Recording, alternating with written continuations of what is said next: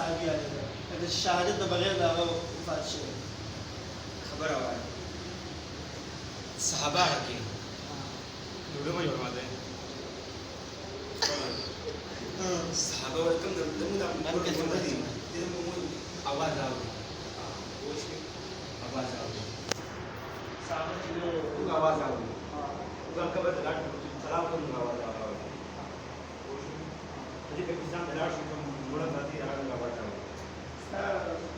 مسله ته بالکل یا دا قیاس کنه څه شو چې ځان نشي دا په دې مدامه دا د شو څوک دی په قبر مبارک وشنا وتوز ما ده به شمشنا ساکله دا په څه د پښمیران سره وکړه